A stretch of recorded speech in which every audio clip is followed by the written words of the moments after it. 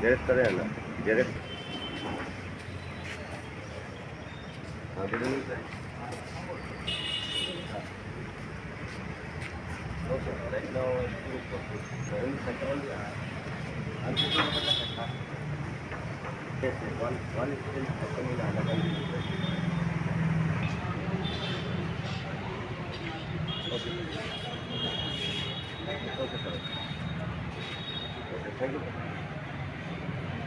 दादागिरी जो है वो तो दिखाई पड़ रहा है, क्योंकि इस तरीके से मारपीट तो आज तक मैंने पुलिस वालों को भी नहीं देखा है, जिसको सरकार ने ऑलरेडी एक्चुअली ऑर्डर दे रखा है। उनकी द्वारा भी, आर्मी की द्वारा भी इस तरीके से अचानक से किसी पर हमला नहीं करते हैं। तो सुजीत दास चौधरी ये नाम का जो व्यक्ति है, इनका एक पहचान है जो कई बार तो समाज का प्रेसिडेंट भी है। तो एक समाज का प्रेसिडेंट अगर इस तरीके का घटना घटा सकता है तो समाज को क्या दिशा दे सकता है, समाज का क्या सुरक्षा कर सकता है, इस पर तो हमें भी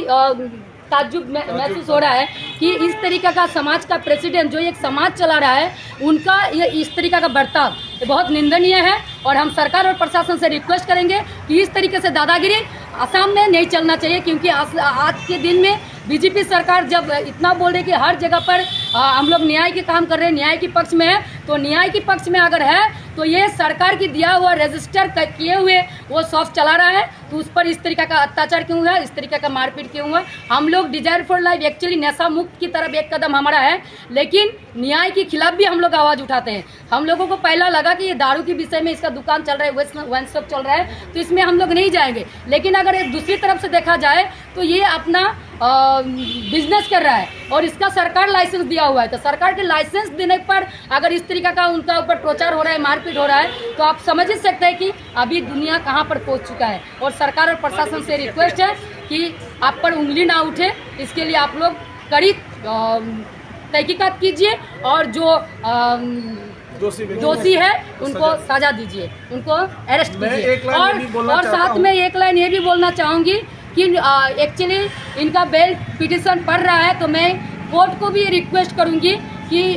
ऐसे इंसान का बेल ना हो। इसके तरफ एडवोकेट जितने हैं उन सबसे मेरा रिक्वेस्ट रहेगा कि ऐसे इंसान को सज़ा मिलना चाहिए, ताकि आगे इस तरीके का घटनाएं ना घटे। और साथ ही साथ मैं ये कहूँगी कि एक रिक्शा वाला को मारने से रिक्शा वाला स्ट्राइक कर देते हैं, ऑटो वाला को मारने से ऑटो वाला स्ट्राइक कर देते हैं, बस वाले को मारने से, ड्राइवर को मारने से बस वाले स्ट्राइक कर देते हैं। तो वन सब का जितना दुकानें हैं, जितना वन सब का मालिक है, आप सब क्यों सोए हुए हैं? आज इन पर घटना घटा है, कल आप पर घटना घटेगा। तो प्लीज़ आप लोग ऐसे अपराधियों को सजा देने के लिए हमारे साथ आइए, हम आपके साथ हैं।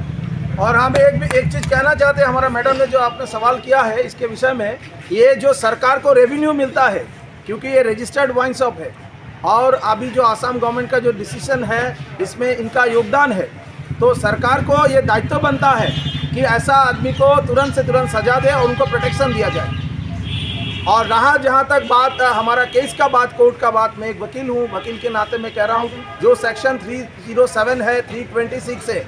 143 राइटिंग सेक्शन जो लगाया गया है, उसमें जल्द से जल्द चार्जशीट देना बहुत ज़रूरी है और फास्ट ट्रैक कोर्ट में वो विचार होना चाहिए, क्योंकि ये हाफ मर्डर केस है। 307 मीन्स अटेम्प्ट टू मर्डर।